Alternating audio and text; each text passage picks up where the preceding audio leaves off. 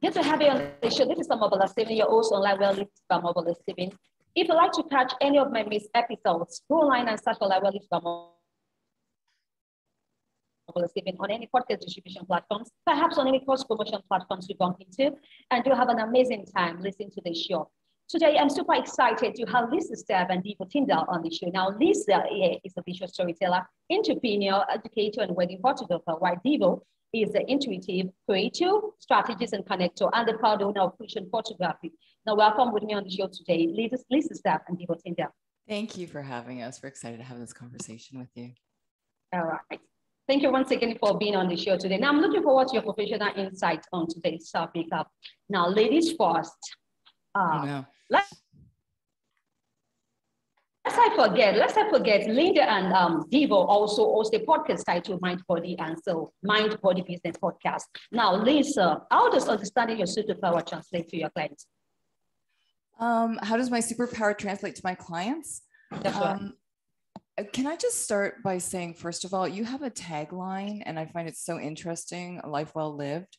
I have that in my tagline too. And I'm like, oh, this is meant to be, right?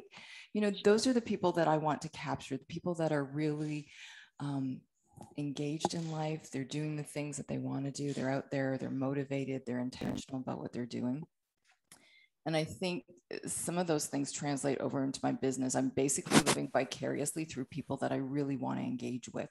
So whether it's capturing them with photography or with the business that Deevo and I co-own, Sprout Connectors, doing our branding and strategy and social media for people that we really want to connect with and that we align with. And I think that runs through with everything that you do, whether in life or in business, just being aligned with those people that either you can add value to or they add value back to you. And it's a relationship where you're both excited, you're engaged, you both feel like you're living your best life or a life well lived. Sure. Now, I understand that visual storytelling has become a growing trend in the multimedia space right now. So, in this question to you, Deevo, so why should I involve more storytelling, like from a brand, instead of merely posting content? Why should you utilize storytelling for your brand as opposed to just posting content? Right. Well, I guess you could just post content if you wanted, but nobody's going to really pay attention to it. So at the crux of who we are as humans, everything we do is about telling our story or listening to other people's stories, whether it's stories of your childhood, whether it's stories of how you got into business, whether it's a story of how you trademarked Omabala Stevens and why you did that, because I've never seen that before. Everything that we do in our life is centered around a story. And if you think about the relationships that you have in the physical world, when you're talking to somebody at a networking gathering, or you're having wine with your friends, or you're sitting with your partner over a romantic candlelight dinner, at the core of everything we do, we're engaging in storytelling with each other. And so other people who watch us socially in the virtual world, or other people who we're friends with, we connect with people based upon a common theme within our stories. Or maybe I admire my neighbor across the street because he has the most brilliant yard I've ever seen. And I'm like, I really want to understand why he's so purposeful about his yard. And so I engage with him in a conversation, and I find out that, you know, through his story of life, I find little parts of him that resonates with me.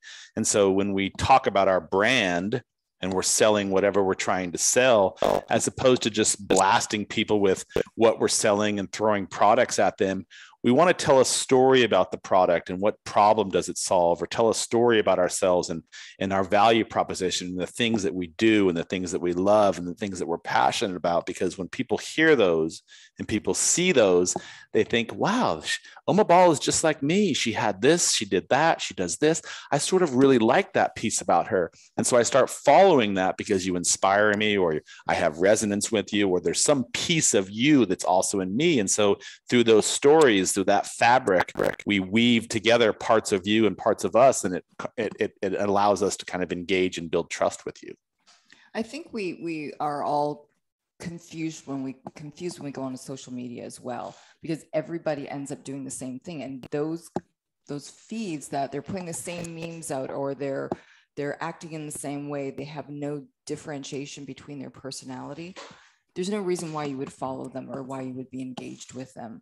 It's as far as we're concerned, there's a million photographers out there. There's a million people doing social media branding and all of that. What differentiates us? And it's the stories that we tell, why we're doing things, how we're doing them, that personality that connects. Sure. So do you think I can use this strategy to win more leads? One more time, say that again. Do you think that I can use this strategy to win more leads? To earn more leads? That's right. Well, I think you need to reframe your objective. So social media, if we're talking about social media or we're talking about branding in general, your branding strategy for social media should be in alignment with your branding strategy for your business, first of all. And your objective shouldn't be to get more leads, because to get more leads, you're thinking of it from a revenue-based model. Social media is not a revenue-based idea, nor is branding in of itself. There's two types of branding. There's branding design, and then there's branding and marketing. And if you're trying to just specifically going after leads, you should be doing things like paid advertising and that sort of stuff, because that's going to be aggregating one-off, one-to-one relationship. You pay for something through advertising, you get someone to respond to that and engage in a lead. But what you really should wrap your head around when it comes to branding and your marketing and your business is, how can you show up in a consistent capacity and on a regular basis and strategically align your brand message to what it is you're trying to run your business with, or what are you trying to sell. And instead of trying to go after leads, talk to people, engage in conversation with people, build trust, build rapport. And, there's like 16 or 17 different touch points in the customer life cycle. So you can't just show up on social media and start smattering random content and expect people to engage with that. You have to get on social media and talk about a message that aligns with your business, because then you're going to be aligning with a very specific type of audience that resonates with your business and your brand message. And that ultimately will lead to getting leads, but you shouldn't come at it from the standpoint of, I'm looking for more leads. Does that make sense? But doesn't that represent how we create friendships with people and relationships with people too? Mm-hmm. If we want a long-term relationship with someone, we're not going to go and we're not going to, I think we've all been on those dates, those first dates where someone is selling themselves to you and they're telling you all the things that they do and how great they are. And it's a little off-putting. But if you want a long-lasting relationship, you're not looking for, okay, if I'm really nice to this person today and I show them all my stuff, what am I going to get in return? It's the same with social media or anything. You're in it for if you want to create those loyal relationships, you're in it for the long haul. And a lot of our clients want to know what's the ROI, what are the KPIs, they want to know what the results are when they're just starting. It's the long game, just like any good relationship is. It's not speed dating. I think that's where, right. I think that's where brand purpose comes in. Don't you think so? I want to answer this question. Let's talk about brand purpose. Why do brands need a purpose? Brands need to act in order to find their why. Why do brands need a purpose in order to find their way? Was that the question? Yeah. Now, the question is, what are some important questions that brands need to ask in order to find their why in terms of brand purpose? Understand. So how does a brand uncover their purpose and their why? You're going to answer that first? I'm just going to start and I'll let you answer that too. But I think as with our lives, our business needs to have that same sort of build up around it. If we're confused about what we're doing in our life, we're not getting anywhere. If we're confused with what we're doing in our business, we're just going to be on that hamster wheel forever. And our clients are going to be confused as well. So with anything, you need to start with that purpose of why you're doing it. What's your purpose? What's your value? What are you going to be giving back to people? And then from there, build on it. And we go into businesses as well. And that's where we start. Before we do any social media, before we do anything for them to promote them, we're going to start doing with their brand strategy. And that takes a few days to do that. It's not just a quick one and done dirty thing. So to add to that, I think, why does a brand, or how does a brand want to uncover their purpose? I think really at the crux of everything, you need to ask yourself a few basic questions, which are, what's your value proposition? What value do you add with your business? So why did you start your business in the first place? What was it you're looking to do for other people? How do you want to show up and serve in this capacity? What's your superpower in a sense of what do you do really, really well? And being able to hone in on those few qualities that you do really, really well. What are you really, really passionate about? And where does that intersection of what do I do well and what am I passionate about? Where does that intersection collide? And it's in that collision where you find out what you really love doing and what you're really, really good at, right? And that's your passion, right? What do you do that is different and unique than other people that do the exact same thing that you're doing? So there's lots of people who are podcasters. You and I are both podcasters. And if we were talking about the same type of show, which is branding and marketing, why would I want to follow your show? What's unique? What is it that you're solving in your show that makes me listen to Omabala's show as opposed to Deevo's show? Or maybe I listen to both, but what is unique about what you're doing? And once you sort of understand those questions, then you need to ask yourself, how do I want my brand to appear to my audience? What's the perception I want them to have? That's your brand messaging. And once you've outlined all of those things, you can really start to hone in on what the purpose of your company is. So what problems are you solving? What value do you bring to the table? Why do you do what you do? People don't care about your product. They want to know what's unique and why you're selling that product. And what are you going to do about telling me the story behind that product? And once you can answer those, you're very clear on your purpose, right? Right. Thank you so much, Lisa and Deevo, for your tonight insight on the topic of discussion of brand. Now, share with me, with my audience, 10 ways that a brand, right? A brand can build their, right? Now, we'll talk about small businesses. So share with me 10 ways to build a brand for small business. So I need you to share 5 ways each. And Lisa. So we're having a difficult time hearing you. So we want to share with you, say that one real quickly again. Share with my audience 10 ways to build a brand for a small business. How to build a brand for a small business? That's right. Well, I think it's everything we've just said. So if you want to build a brand, be very clear on your purpose of why you started this business. Be very succinct on the value that you bring to the table. Be very succinct on the type of people that you want to do business with. So do some exercises around honing in on your avatar, who it is you're selling to. Oh, do you want to just keep rattling off? You want to jump in that? No, keep rattling. Again, and then once you sort of clear on your brand message, then you want to sort of start stepping into how you want to market this and how you want to show up in the marketplace. So is it website? Is it a storefront? Is it social media? And once you've sort of picked out a few of those low-hanging fruits, and I don't think you need to be a master on all of the platforms. I would pick out 1 or 2 that I'm really going to focus on, whether it's Instagram, Facebook, TikTok, whatever those are, LinkedIn.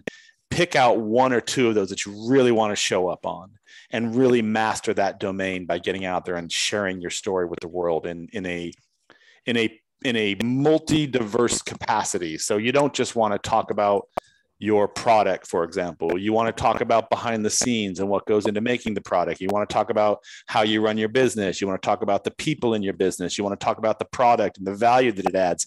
But you don't sell. You just give stories. You give ideas. You give inspiration. You connect with people. You go out and you start connecting with people physically, virtually, and engaging in conversation. And over time, that process sort of self-capitulates and compounds, and it just grows. And that's how you start building a tribe of people who love what you do. And I think you need to know who that tribe is. Yeah. Everyone talks about finding your ideal client avatar. There might not just be one. I think a lot of people make you think that there's only one person that you're speaking to, but you might have a varying, a couple of different avatars that you're speaking to, but you need to know them. And you need to know as well, when we're talking about developing relationships and relating it to personal relationships, it's the same way within a business. How would you want to speak to someone? How would you want them speaking to you? Who are you following and why do you follow them? What's resonating with you? What's going to resonate with that client that you're trying to speak to? It's developing that relationship. And people are always so concerned with numbers, but it's better to have a few, or well, more than a few, let's be realistic, more than a few really loyal clients than a million followers that have no engagement with you. That's a good point. And if I may just add one final piece to that, so social media has changed so dramatically over the last year, 2 years, even 3 years. Before, everybody was really focused on being an influencer and having all these massive numbers of followers, and not really focusing on the connecting and the engaging. And what's happened, because our consumers are so intelligent and we have so much access to so many different types of information now through social media, through websites, et cetera, that we have a lot of different choices on who we choose to follow and engage with. So think about your own social media patterns or your own buying patterns. Like me, I'm a very loyal customer. So if I find somebody whose product adds value to my life, is excellent with customer service, has fantastic delivery, and on social media, they reach out and connect with me, or they respond to my messages, et cetera, I tend to follow that person on a regular basis. I tend to engage with that person, and I tend to be a very loyal customer. So think about yourself as a consumer. Well, you're no different than all the other millions of people, 7.5 billion people on the planet.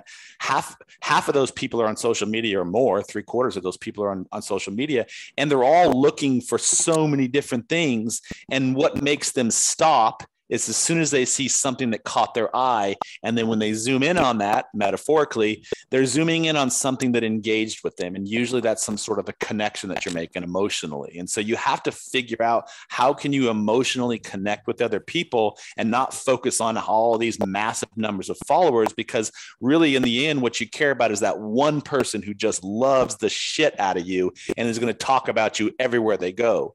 And that's how you sort of spread that seed of yours throughout the planet. And I think when you're talking about spreading your seed, I think that we need to realize that. Sorry, you just. We need to realize that, you know, we don't get immediate affirmation through social media. And I think that's why people are so frantic about changing and watching what other people are doing and trying to emulate that, because we don't get that, hey, love what you're doing right away. You may never get it, but it might be a year later that somebody calls you and they're booking something with you. They're creating a relationship through business with you, and they've been following you for a year or 2 years, and you never knew it. So you need to be patient. It is the long game. And we get through our photography business. That's where most of our business comes from now. We've created this relationship with people. Some of them we didn't know we were in a relationship with. And we're like, well, why didn't you leave a comment once in a while? That would have been really nice and made me feel good, but you didn't. True story. Can I say a story, just to tell a story, since that's what we're talking about? I had a woman reach out to me 2 weeks ago.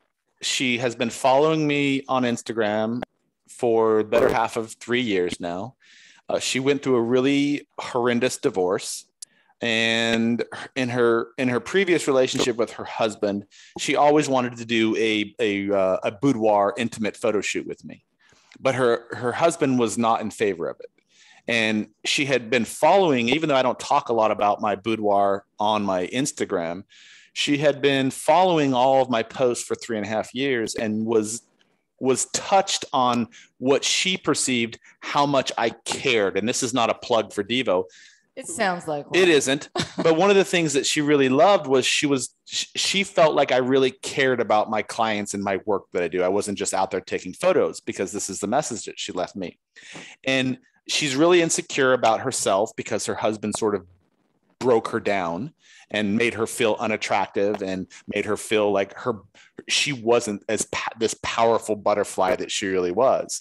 And so she said to me in our first meeting, I was really scared reaching out to you because I didn't know that I wanted to do this. The only reason I did reach out to you is because I knew that if I were going to do this type of photo shoot with somebody, I could trust you to do this, because of what she had seen over the last 3 years and the type of posts that I had done.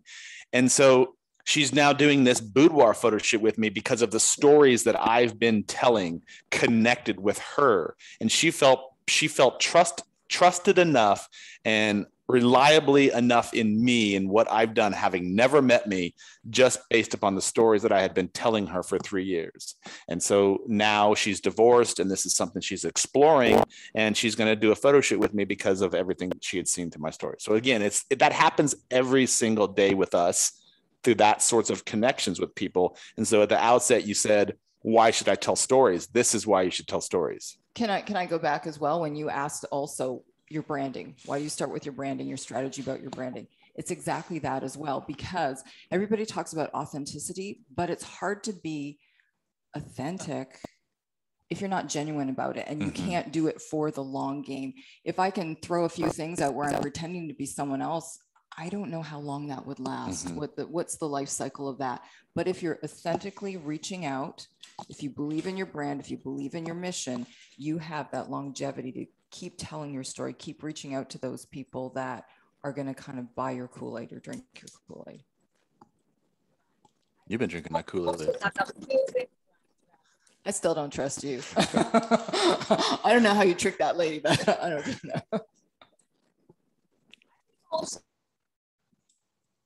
So that's a building blocks this time, right? Speaking more consistency, right? I tell people, just have to overnight.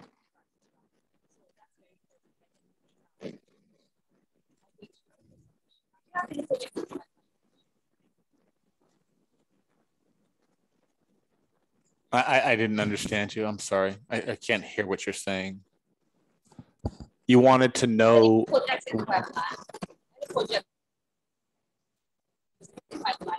Like to share. I can't understand what you're saying. I'm so frustrated because I was really. Like to share. Is there anything we'd like to share with my audience? Yeah, any projects you have in the pipeline? Projects. Sorry, Omabala. We really were looking forward to this conversation with you. We're just having a difficult time understanding you. So any projects that we're doing in the pipeline that we would like to share? Well, for one thing, we're getting ready to go skydiving. So that's really exciting. That's personal. In terms of projects, right now, we're relaunching a new website for Sprout. So that's really exciting. That's going to be coming online in the next couple of months.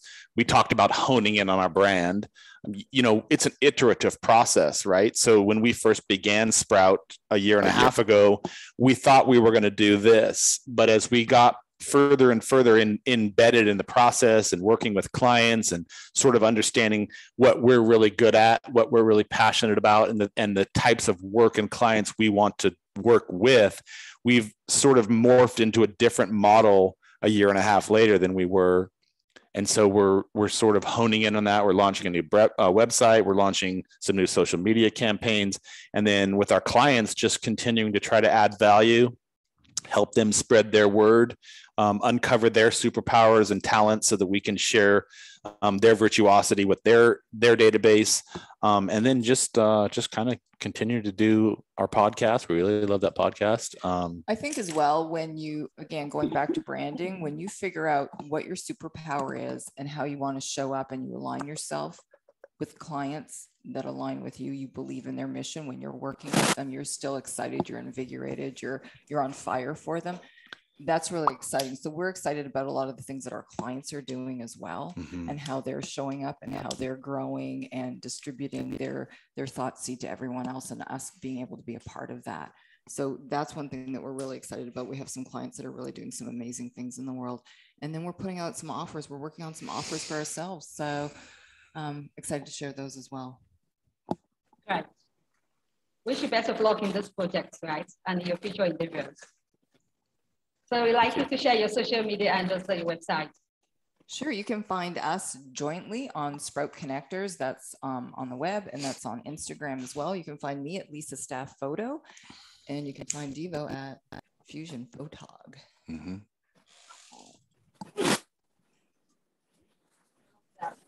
Thank you once again, Lisa Staff and Deevo Tindall, for your submission to today's show. I really had a great time, right? Listening to your insights, especially on the topic of discussion, talking about branding, right? I can only wish you the best of luck in all your future endeavors and in your projects, right? Thank you, Omabala. Thank you so much. Thanks for having us on. Sorry about the connectivity issues. stuff's happen, right? Thank you, audience, for joining me on the show today. If you want to catch up with any of my missed episodes, just go online and search for Live on YouTube, on any podcast distribution platforms you bump into, and you have a great time.